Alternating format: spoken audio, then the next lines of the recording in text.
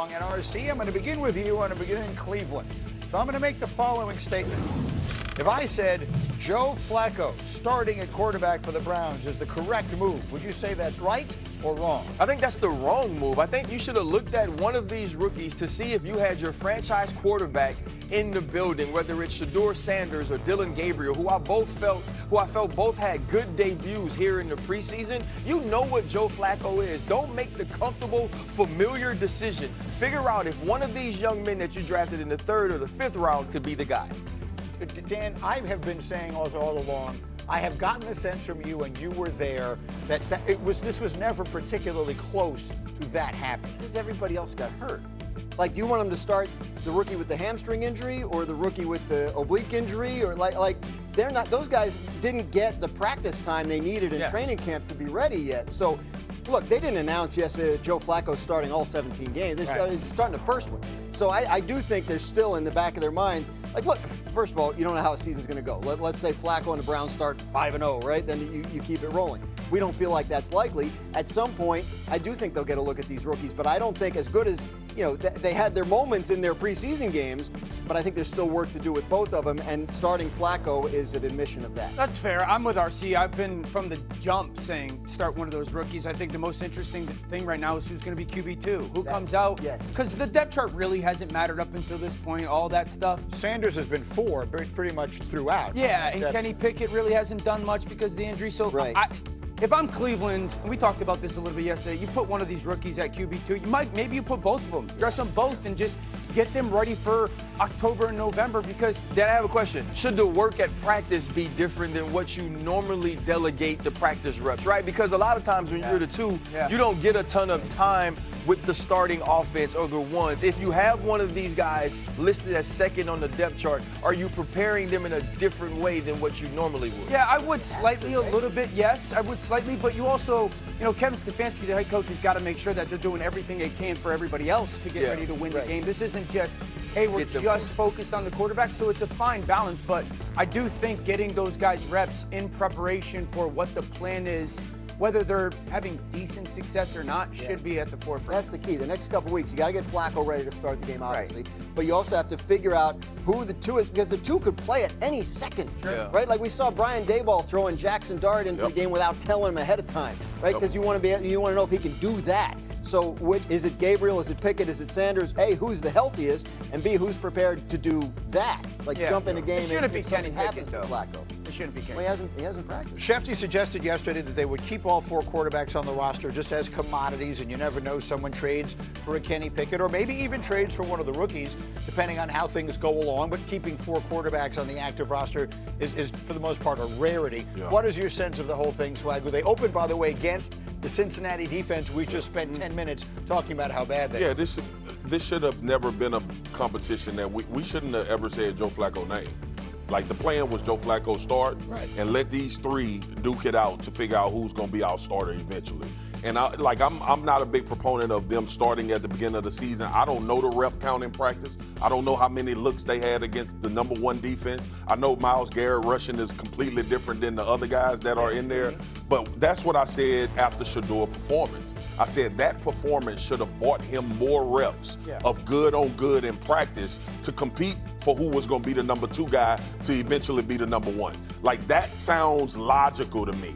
The one thing that worries me, and we talked about this last night, is if you're getting to this point with Dillon Gabriel and Shedeur Sanders, and you're saying we're 2 weeks away from the season, now we gonna start treating one of you guys like a backup, and something bad happens to Joe Flacco, both are set up for failure. And that's the part that bothers me. I'm saying if you didn't have Dillon Gabriel and Shedeur Sanders, because Kenny Pickett has been dealing with the injury, obviously. If you didn't have them getting 2nd-team reps, at times getting reps with the ones, and now you going into this point saying, hey, Dillon, you the 2, or Shedeur, you the 2. Well, bro, I'm so far behind of what it's like to be out there with David Njoku.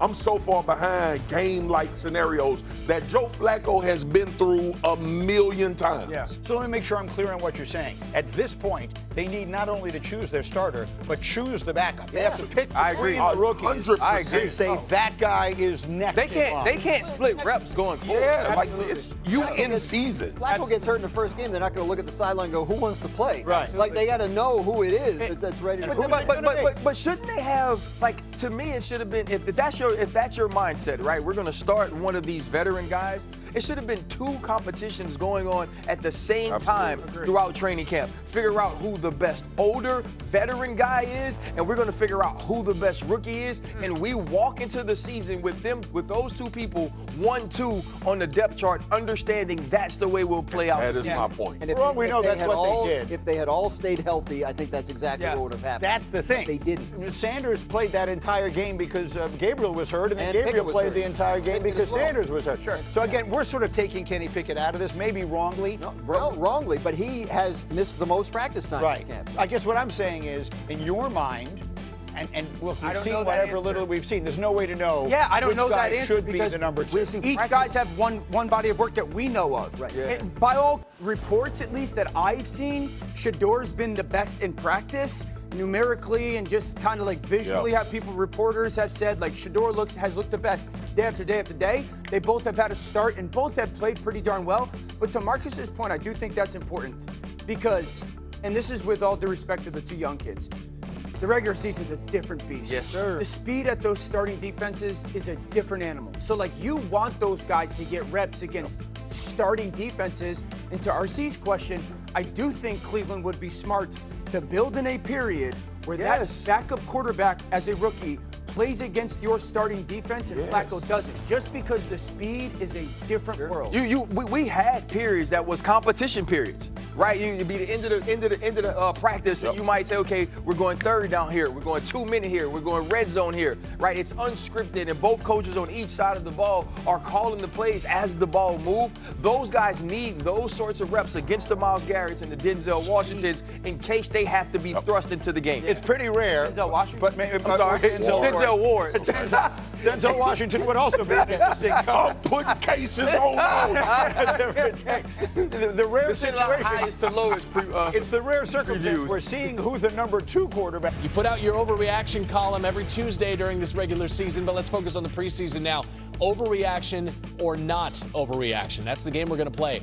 All right, here's a statement. The Bears are a playoff team, and Caleb Williams will be in the MVP conversation this year. 2 overreactions, I think. Look, Caleb Williams looked great on Sunday night, and that's really good for him because if he had looked bad, we know what the conversation would have been like all this week. But it's important for people to remember that Caleb Williams is still a work in progress under first-year coach Ben Johnson. They're happy with his progress, but that doesn't mean it's always going to look as sharp as it did on Sunday night. I think you'll see the Bears have some ups and downs this season, and the goal would be to get to the end of this season with the franchise and its fan base feeling good about the future with Caleb Williams. Easy to look good against a Bills team that rested so many of their starters. All right, overreaction or not overreaction, the Giants need to start Jackson Dart right away. It's not an overreaction. Brian Daboll is going to continue to go with Russell Wilson and to say that he will start Jackson Dart when he believes he's ready to start, but it does seem like you could make a case that Jackson Dart gives them the better chance to win at this time. They have to do what's right by Jackson Dart as well as what's right for the franchise, so that's a balancing act. But he has looked sharp. He looked like his development is coming along well. And it reminds you, Randy, of a 2004 situation where the Giants benched Kurt Warner for Eli